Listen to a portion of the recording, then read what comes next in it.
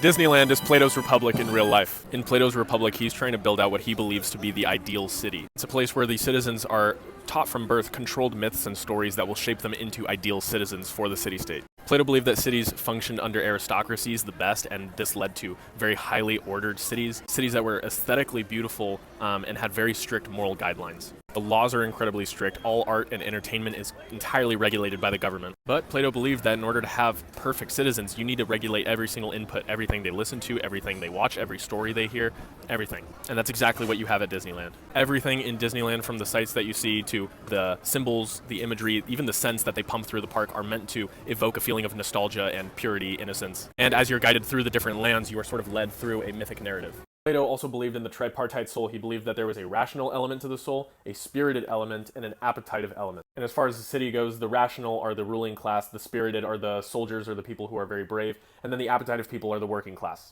If you look at a map of Disneyland, you can see that you have Tomorrowland, Fantasyland, and Adventureland, Frontierland. It's all kind of similar-ish. Tomorrowland is representative of reason. It's the future, it's innovative, it's idealistic. This is where the ruling class would reside in the future. To the west, you have Adventureland and Frontierland. This is obviously the spirited part of the soul. This is the warrior class. These are the people who are willing to go out and adventure. They're courageous, they're willing to face the unknown, and they embrace conflict. And on that theme of conflict, I think is exactly why they put Star Wars in the adventure section and not in the Tomorrowland futuristic section, even though Star Wars would maybe kind of belong in that section. There is some Star Wars stuff in Tomorrowland, but most of it is up here in the adventurous part of the park. This is where you have Pirates of the Caribbean, Indiana Jones, that kind of a thing.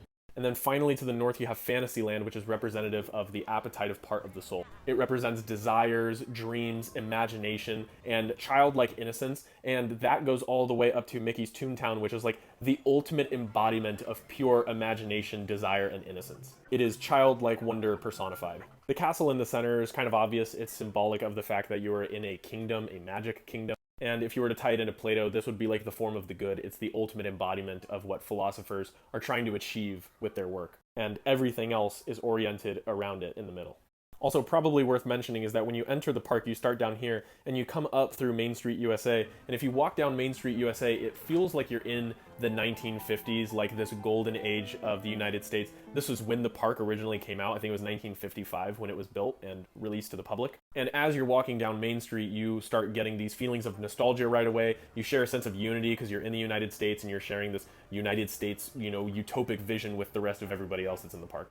The mythic journey starts here. You see the castle, the form of the good, and then your entire journey is centered around it, no matter where you go. No matter which part of your soul you are fulfilling by adventuring around. Anyways, that's not why I went. I went because it's the happiest place on earth.